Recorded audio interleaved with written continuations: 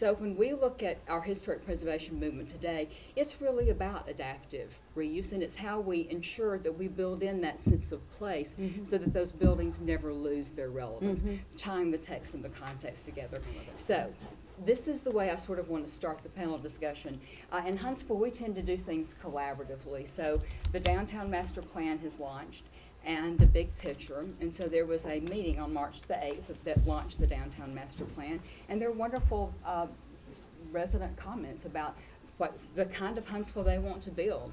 And so I thought I would just go to that website and pull it out and let you gentlemen and Jennifer address these questions. So when I go on that website and I see the comments, I see a downtown Huntsville within a city that is pedestrian friendly, that's walkable, that has multiple uses, where there's retail, where there's bars, where there's restaurants, where there's more housing, that's connected, and that also maintains a cohesiveness with our historic downtown, not replicating a downtown where there's a cohesiveness. So my first question is really to Chad and Dennis, how do we do that? I think the big part is really what gets lost sometimes in preservation is the focus on the object as opposed to the place. Understanding the context, recognizing that within context, things that may in and of themselves not seem particularly appealing can actually have a lot of value. And I think when we look at the way we are adaptively reusing and not only items downtown, but kind of extended throughout, we're sitting in one of them, there's an opportunity to get to, you touch another word, authenticity. One of the challenges that we have relative to Birmingham is that when Birmingham grew up, Birmingham built for the long haul. Those warehouses, those factories were built to last forever. When Huntsville grew up to, for lack of a better term, a lot of our construction was done 50s, 60s, 70s, 80s. It was done really, really quickly. I mean, we quadrupled in population in one decade and then doubled again in population in a subsequent decade. So there was a focus really on getting things up out of the ground and not necessarily the notion that there would be longevity. So we're having to be a little bit more creative about identifying opportunities for preservation and having to say it's not always just about the building, it is about a lot of the area around the building. And the downtown master plan is very much about creating connections and about creating episodes and creating kind of a lifestyle in the core. So it was a complete coincidence today, but Dennis and I had lunch together at one of the most beautiful houses in Twickenham. I mean, it's just like a beautiful, beautiful house. And we both were like, went to the carriage house where the horses, 100 years ago, were stabled. We said, this would be an awesome Airbnb, right? And so it shows you that history is not just stuck in the past. It's a beautiful place. It's been renovated beautifully. And so one of the things I think about historic preservation is you may preserve the historic structure, but you think about future uses. And you think about, people coming in, the head of Boeing or Lockheed or Aerojet or all these great companies that come here and stay in this really classic carriage house. You don't have to compromise the history of that place to have a future relevance in a big way. And that's something that I think is a really important piece of the puzzle. Yeah, and you see it, all over I think Low Mill in particular is a great example. Granted, that is a much more substantial facility, but the idea, it's almost a sort of historic timeline in one facility where it started out as the cotton mill, then it, during the war it became a shoe factory, then it fell into kind of storage and a little bit of disrepair and sort of lost its way as everyone was getting out of downtown, and then as folks are sort of rediscovering the core, it's rediscovering itself, but as something completely different to what it had been in the past, and that is a fantastic way to approach our assets. Did you have some? Well, I think one of the things that we see in cities everywhere, and particularly in this kind of effort to look at the revitalization and the reuse, is that we need to be very strategic. I love that you said episodes in those connections and looking for connecting good places to other good places. Because if we take, I mean, there is no community, there's no place that has more resources than they need, whether that's money, people, volunteers, it doesn't matter. So with our whatever resources they are, if we're strategic and put those in the places where they can have the most impact. And it's a hard thing to do because everyone wants their share. But if we take those resources and we spread them, as we sometimes would say in Urban Studio, if we mayonnaise over the whole thing with those resources, then we have about that much visible impact. And it doesn't create momentum. It doesn't catalyze. So there is a fabulous book by Jeff Speck, who is an expert on walkable communities. And one of the things he talks about is urban triage. And so you look and say, where do we have good things going already? And where can we now add a little bit? And some of that may be private, some of it may be public, incentivized, so that we begin to build that momentum. And then it spreads and you get impact from that investment. So looking for those episodic investments, looking for the sweet spots where you've got public and private coming together. It's really important. Yeah, that's a great point because when we talk about the tendency is to dive into downtown and the immediate environs when you're talking about which you should historic do preservation. All the time. Which, yes, of course. But because Chad has that covered, I'll talk about another spot. Speaking of coincidences, I was actually in South Huntsville today talking about the old Grissom campus and its potential repurposing. And that is a building that I think few of you would look at and say, that's a gem that needs preserving. That was a bit of a sort of dark age in school design, but there's an opportunity in terms of placemaking and in terms of developing context to save parts of it and adaptively reuse it to create that catalytic or that catalytic opportunity in a neighborhood where you're dropping a pebble in the pond and watching the ripples come out. And there's that opportunity in the south. A couple of opportunities in the north, most notably the Baraka site. That's another one. It is not the most architecturally compelling public safety building if you're familiar with the one that you drive along Sparkman, and there's the tiny little library and the public safety facility. Again, not another one that's going to show up in Architectural Digest anytime soon. But there's an opportunity to keep and reuse that building, and in so doing, create this incredible place for the surrounding community. And you do it instead, again, you don't have to spread it all out over the city. Look for the opportunities, look for the places where you can have impact. So then my question becomes, because we've talked about incentivization, historic preservation does not happen spontaneously. I mean, it's not like we have the idea and we say these pretty words and all of a sudden we take Stone Middle School from what it was into what it is now.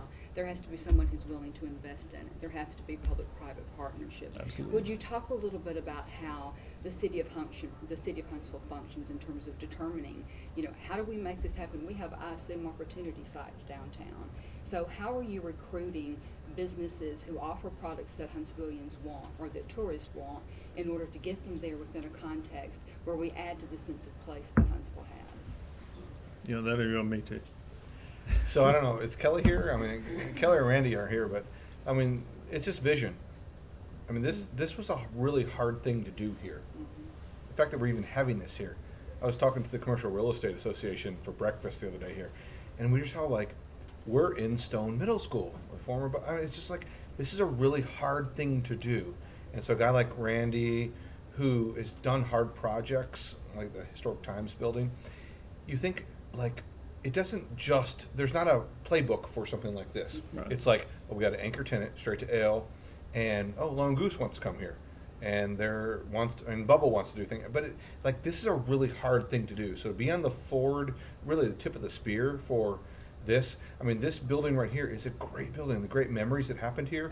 It's a really good example of the things that are happening here now. No one envisioned when it was created, but this is really important stuff. And so again, always thinking about the historic building. I mean, very little was changed on this building for this project. I mean, there's some additions here and there, but the fact is the integrity of the building, the structure, the location were kept in place.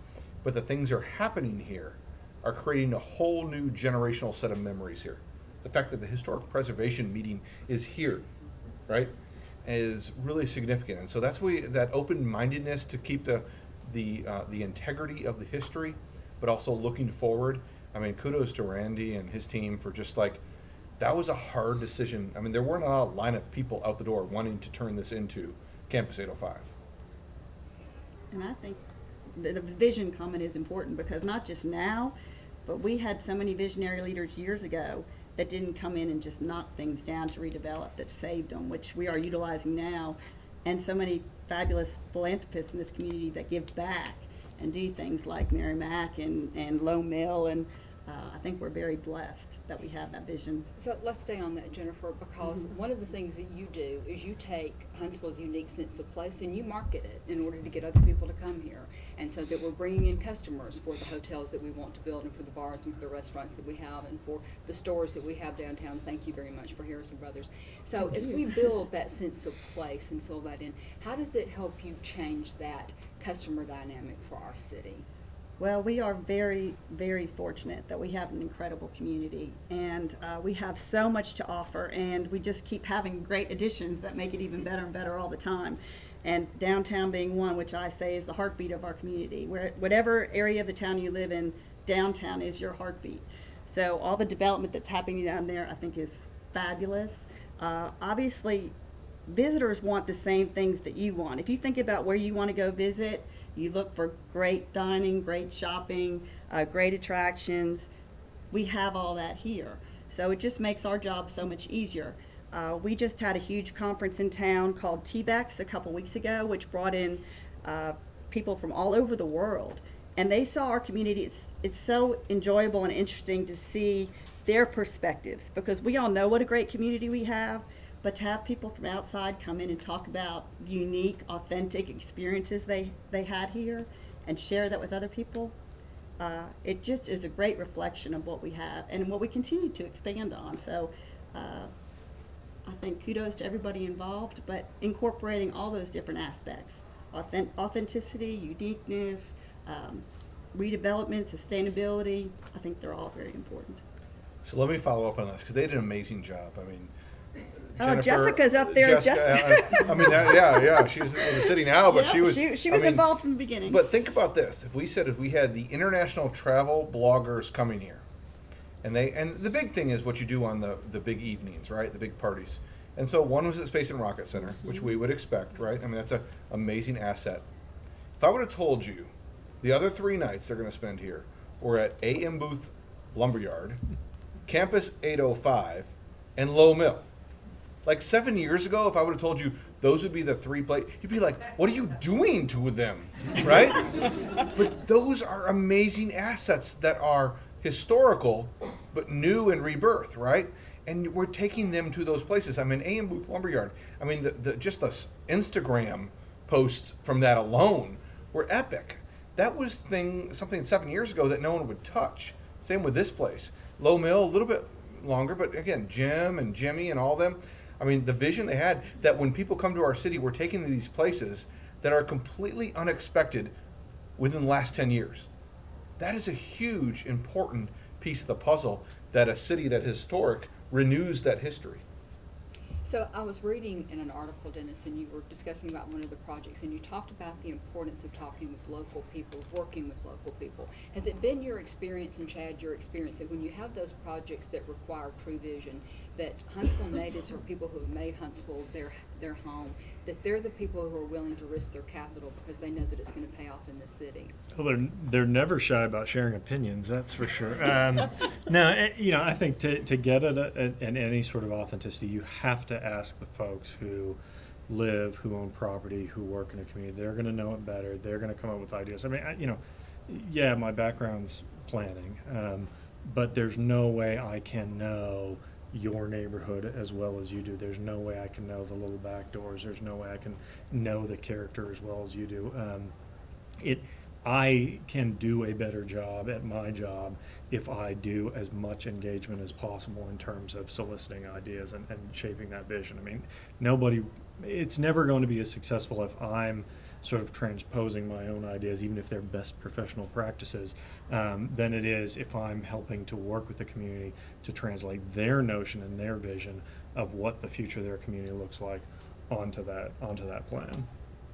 So, Chad, I was also reading a very interesting history that you've had, and I was searching around online last night about you, and someone quoted that said, "You are the smart code expert. You are one of the premier people who understand smart code in the United States, and you're here." So as we talk about sense of place, maintaining a sense of place, the importance of incorporating our historic buildings into this larger fabric, do you see a place in Huntsville's future for some type of form building code? I mean, how do we make sure that the new building that comes in Birmingham has design regulations so that you could say, no, you're not going to take this building down. If you want a Chick-fil-A, I'm all in favor of Chick-fil-A's, by the way. I'm very much in favor of those. But that has to be consistent with its surroundings. Do we have a mechanism in Huntsville, so if Chick-fil-A wants to locate in downtown Huntsville, that we can say, no, I'm sorry, it has to relate to its surroundings? Yeah, so you have to be brave. I mean, you have to be able to say, the mayor and the city councilors, we expect you to do your best, not your prototype that you put there or whatever, your best product in the city center, because that's our most cherished place, right? And you see that in places, and people are just kind of like, oh, we got to have a suburban drive-through and all that. And I've seen a lot of cities that have smart codes or form-based codes that have really cruddy development because it's always subject to a variance or a rezoning, and there's not the political will. And I've seen great cities like us, and we don't have a form-based code. We have something that's basically the Wild West of codes for downtown, right? I mean, it's anything you want, right? But the political will is there to enforce standards, and that's a dangerous thing because you get a lousy group of political wills, and it all goes to heck in a handbag. But the fact is that I don't think a code by itself protects you, because you always have the variance and the rezoning process or the special exception. It's a good tool to have in place, but I think the things we're doing here, I mean, from being in Montgomery with a form-based code, we're getting some lousy results when I was there. Here with no form-based code, with this like the libertarian of codes, right? Do anything you want. We're still getting some great results as long as you have the political leadership who is engaged and who views this as an important piece of the puzzle. Once they get disengaged, it doesn't matter what code you have. Well, and I think an expression of vision is helpful. If you have that downtown master plan update, we've already had folks coming back from seeing some of the images floated during the downtown master plan. Is this really what you're thinking? Yes, this is. Okay, well, we think we might be interested in something like this. I being from the city, I do tend to say, a good code can help a little bit with the visioning. A good code can protect you a little bit. And part of the challenge is that for a large part, our codes are stuck very much in the past, and we're kind of slowly updating them. C6, if you really want to put everyone to sleep, we can start talking zoning. C6 is a great approach to say, let's stop talking about uses, because as you mentioned, uses churn, but mass and quality of construction, that's what lasts. And so I think if we can sort of shift our regulatory environment away from a focus on what's going in the building to what is the building, how does it address the street, how does it relate to the buildings around it, I think we end up with a little bit more protection, and it starts to inform our vision, and we're headed in that direction slowly but surely. And on the political front, I mean, think about Charleston, the peninsula in Charleston. Anyone been there before? I mean, probably one of the most loved places in the southeast in terms of, they have not had a form-based code. They've had some design regulations, have historic, so they have regulations which help. But think about this: it was the raw personal power of Joe Riley, Mayor Riley, an architect. Mm-hmm. Yeah, who really transformed that city. So you can have the codes, and you don't have a strong personality. I mean, Joe Riley was the form-based code for the peninsula of downtown Charleston, and so it's that personal power. And now you go to Charleston, you're like, that's like we all want to be that.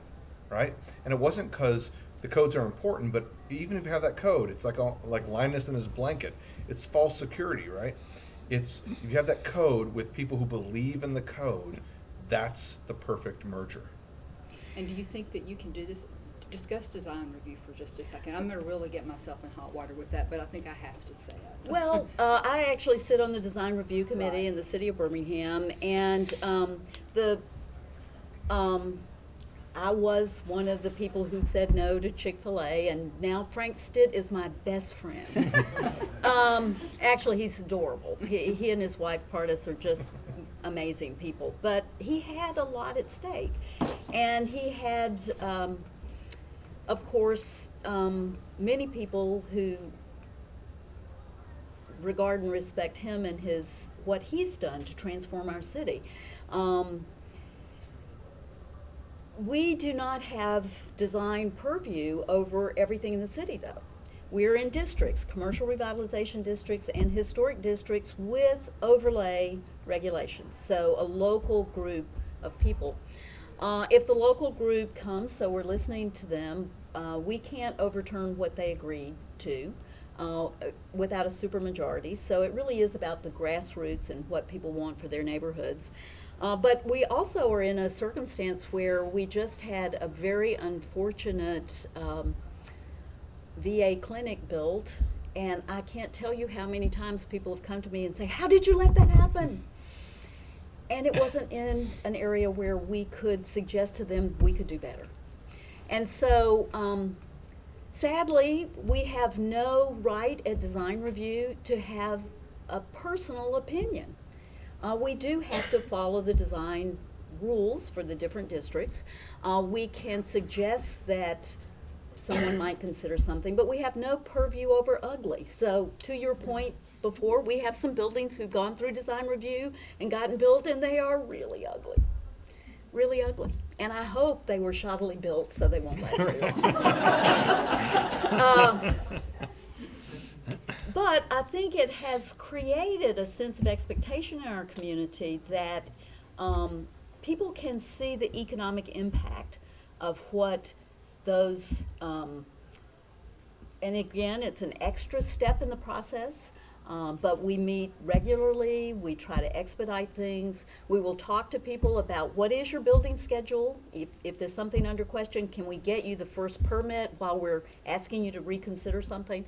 And we've also had people, and so there's two brief other cases I'd like to talk about. One was a McDonald's near St. Vincent's Hospital, if you're familiar with downtown Birmingham. And, you know, McDonald's has their grab bag of different designs. So this wasn't their worst design, but we were insisting that they, well, first we tried to get them to get rid of the drive-through, which we did manage in the Chick-fil-A because it's a pedestrian-oriented neighborhood, no drive-through. And trust me, they are not losing money. They will tell you they're losing money, but it's a pedestrian neighborhood. But the McDonald's is more car-oriented, so we allowed it, but we said you still got to bring the building to the corner, and the drive-through has to not be the thing you see first. Our poor Mr. McDonald's owner, I think he came to design review 6 times. Finally, he had a presentation that we approved, and afterwards I asked him, I said, excuse me, because now we knew each other,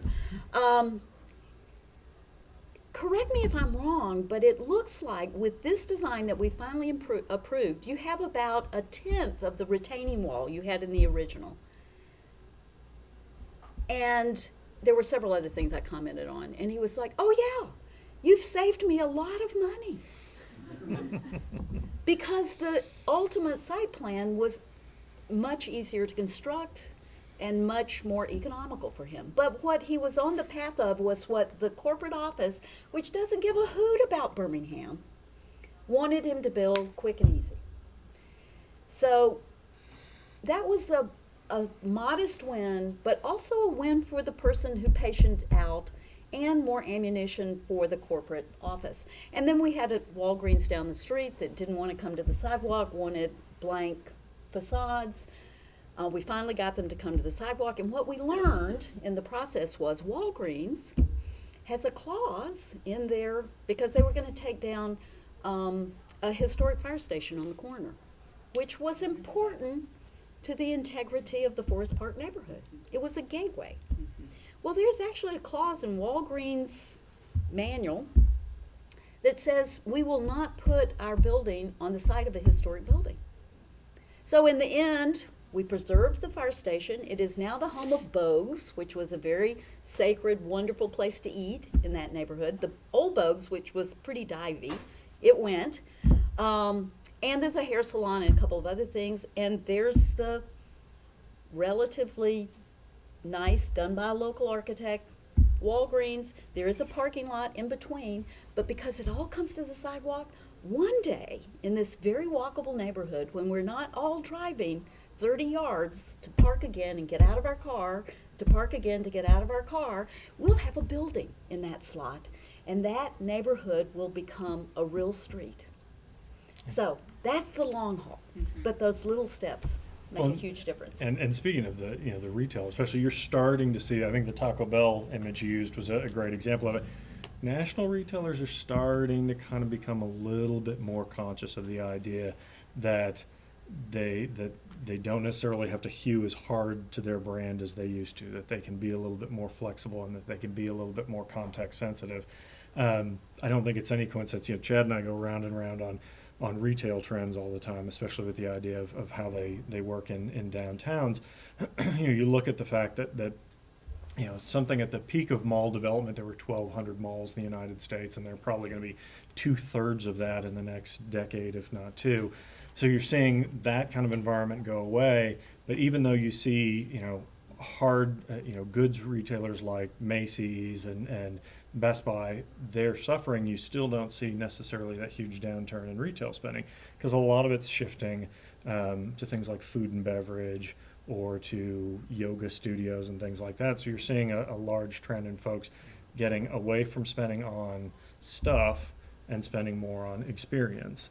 And if you're going to sort of continue to be viable, you have to understand that to do that, you're going to have to be a part of that experience, that sort of authentic, local experience. And you're seeing national retailers are shifting a little bit, not very quickly, but I think it's one of the reasons that you see local places doing so well. The makers movement. Mm-hmm.